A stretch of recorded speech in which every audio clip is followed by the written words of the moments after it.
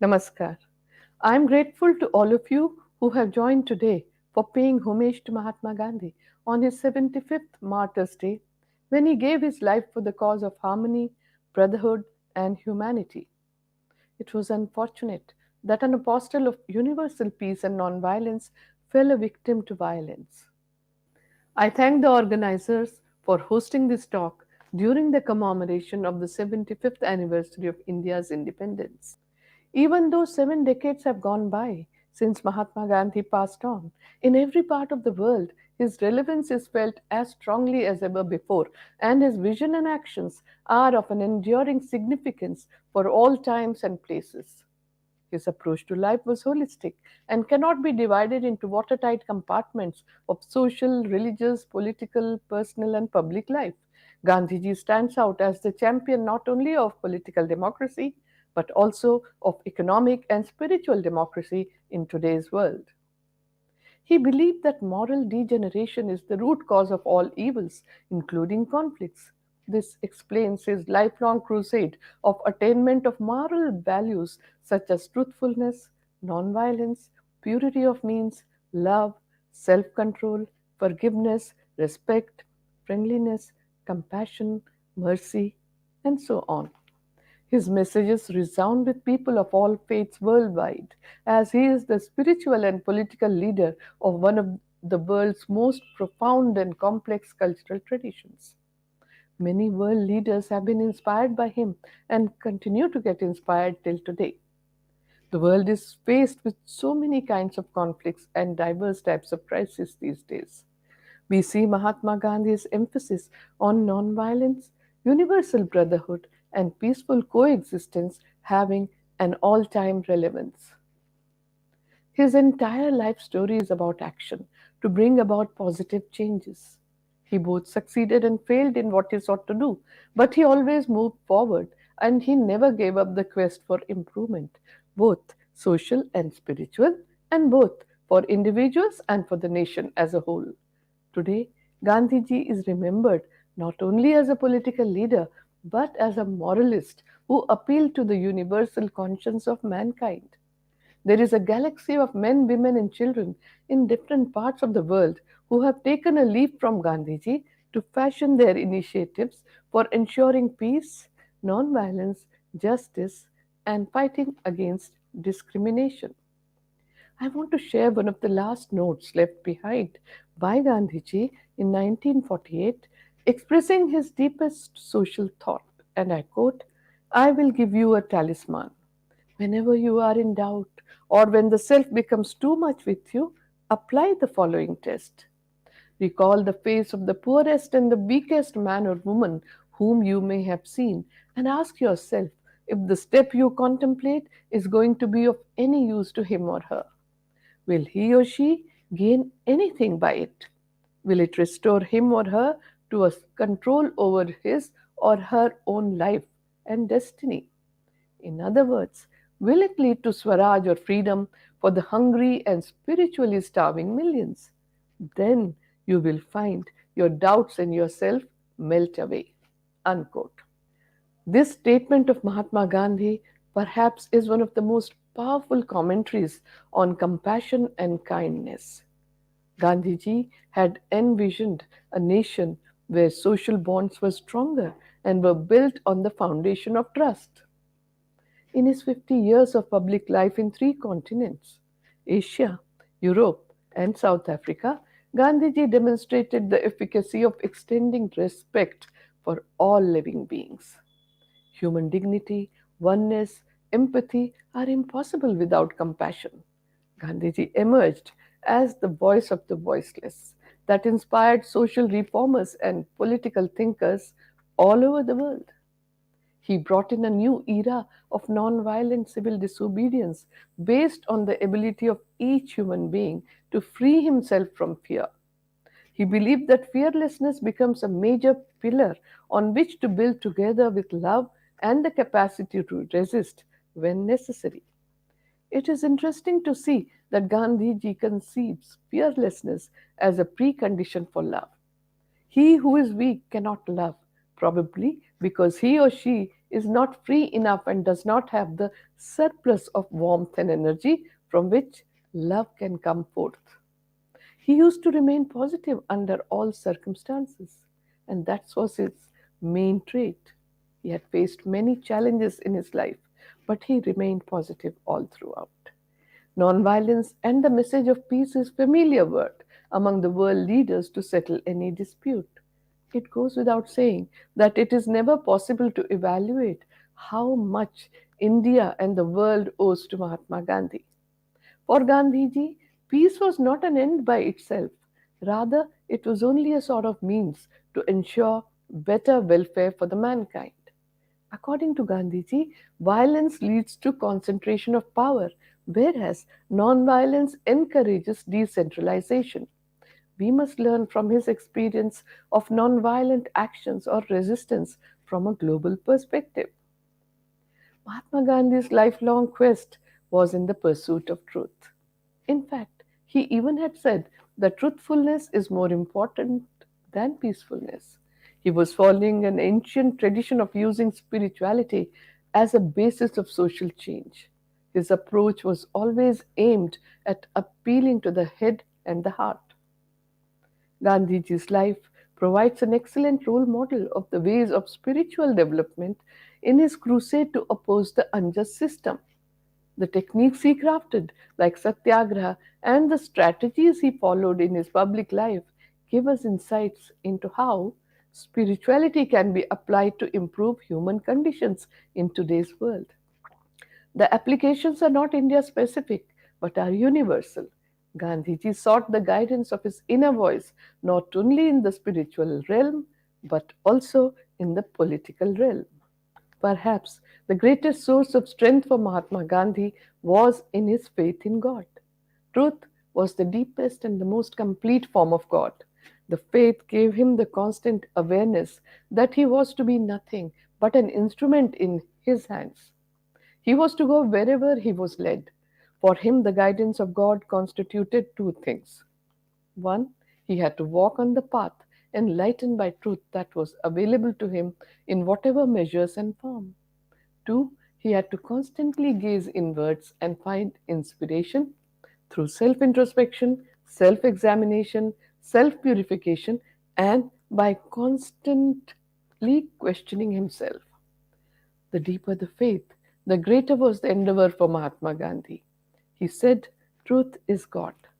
Faith in truth led Mahatma Gandhi to two other realizations. If God is omnipresent, then truth is omnipresent too. If each human being were an aspect of God, then each person is capable of truth, of being good and doing good to others. His endeavor throughout his life was devoted to the search of that element of truth, to awaken it and to nurture it. Therefore, he could feel oneness with everyone, and that is another one of his important traits. For most of us, this realization does not set in at all, but for him, it was easy because of the understanding of oneness. He had no enemies. He did not want to settle scores with anyone, and he did not want to take any revenge. He merely wanted to extend his love, compassion, and respect to everyone. He respected individuals as individuals without attaching any labels. It was to his unique credit that in a world marred by violence and hatred, Mahatma Gandhi stands firm as a man of universal goodwill and a protagonist of peace. What is more striking is that Gandhiji emerged during his lifetime as a torchbearer of peace, and even today he continues to surprise mankind with his nonviolent methods of resolving conflicts. Mahatma Gandhi was always touched by the pain of others. This ability to feel the pain of others led him to compassion. Compassion, coupled with daya or pity, led to the spirit of service or seva. Gandhiji's first and foremost inner calling was to alleviate the suffering of others. This was the inner calling that he identified and invested it in serving and helping people by establishing their self respect and dignity. He had a keen desire to restore the dignity of all human beings. The greatest degree of inner tranquility came to Gandhiji from the development of love and compassion, non attachment and non possession. The more we care for the happiness of others, the greater our own sense of well being becomes. Cultivating a close, warm hearted feeling for others automatically puts the mind at ease. This helps remove whatever fears or insecurities we may have and gives us the strength to cope up with any obstacles we encounter. It is the ultimate source of success in life. Gandhian humanism and its practical application are the way forward in the world. His noble spirit and warm, humane kindness have endeared him to all humanitarians throughout the world. Nowadays, our world has become so interdependent that any conflict between nations inevitably impacts the rest of the world. The only way to establishing peace in the world is through nonviolence. We need to develop a sense of solidarity among ourselves by considering other human beings as our brothers and sisters, as part of one family. Gandhiji's idea of nonviolence was to live and help others to live. Helping others to live with mutual respect should become the foundation of our life. Gandhiji stood for the right to freedom, right to dignity and equality, and the right to freedom from bondage, poverty, untouchability, and discrimination. All these are the essence of his approach towards humanity.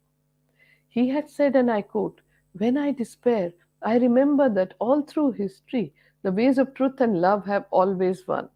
There have been tyrants and murderers, and for a time they can seem invincible. But in the end, they always fall. Think of it always." Unquote. In today's globalized world, we already have all the material comforts required for living contently. We are taught by the market forces to want more and more, even as we see the world around us engulfed in greed, violence, and intolerance.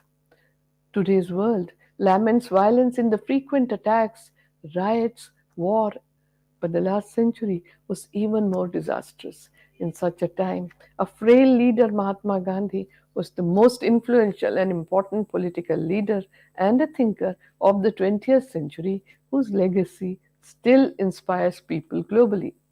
In a world that is divided in the matters of faith and religion, that is shaping and determining the politics of this world in a barbaric way, Gandhiji brought in a novel path. He continued to lay importance on interfaith dialogue and cultivating understanding towards nonviolent, compassionate, and emancipatory aspects of their own religion. Mahatma Gandhi inspires globally as the first environmentalist and a minimalist. He recognized the need for conservation and preservation way before the dangers of climate change had preoccupied the world.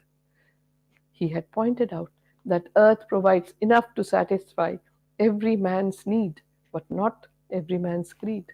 Gandhiji had said that life should be need based, not greed based. He was a thinker who clearly realized the reality of overuse, abuse, and misuse of the global commons. He lived out his environmental philosophy in his own life.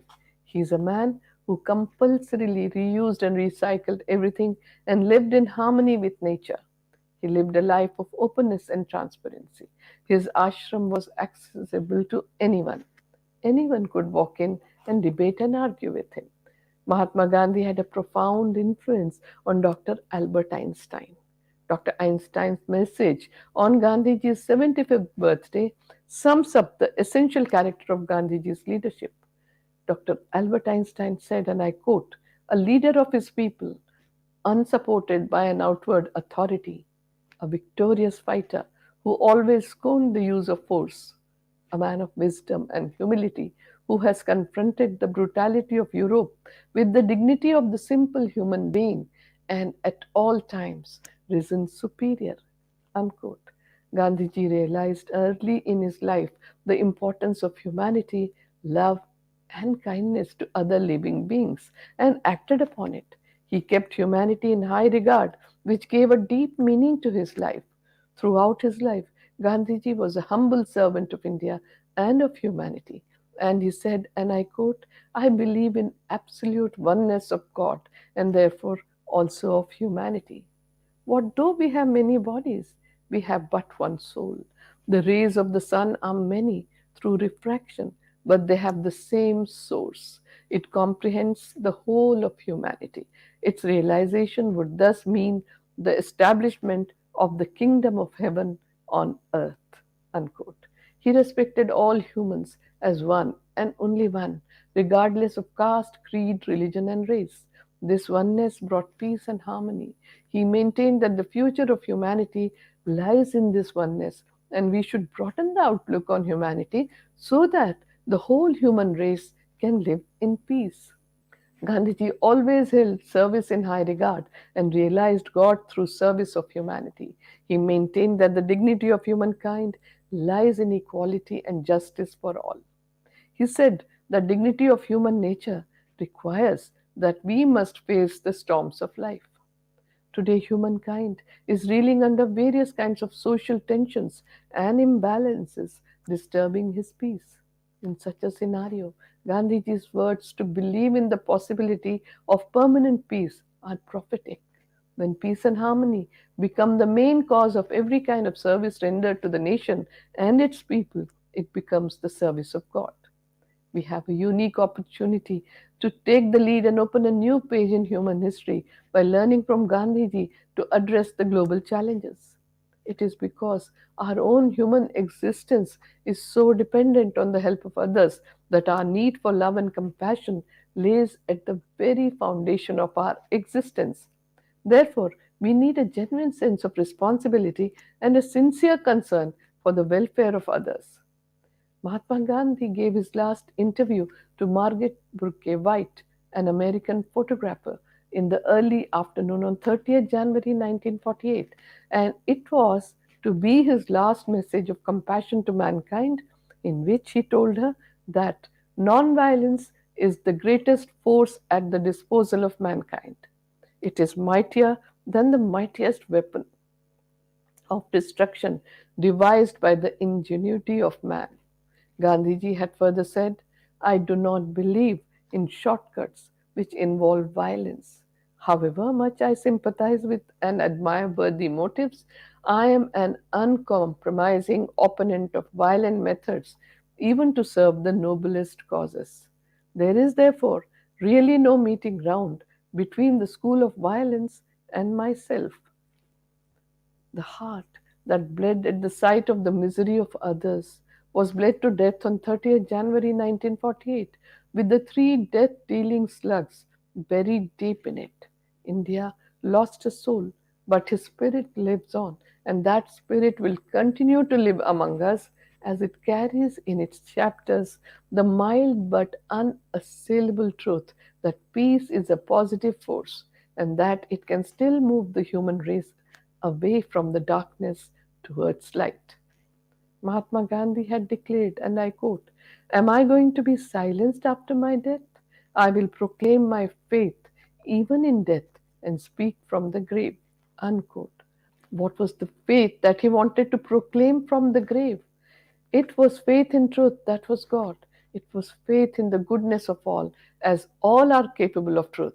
It was faith in the goodness of mankind. It was faith that despite the faults and upheavals, humanity would move towards goodness because truth, that is God, is only interested in the welfare of its creation. I once again take this opportunity to thank the organizers for hosting this talk. My special thanks are to all of you who have joined me today. I will end with the peace benediction in Sanskrit for the universal welfare. Om Asato Ma Sadgamaya Tamaso Ma Jyotirgamaya Mrityor Ma Amritam Gamaya Om Shanti Shanti Shanti. Lead us from untruth to truth, from darkness to light, from death to immortality. Om, peace, peace, peace.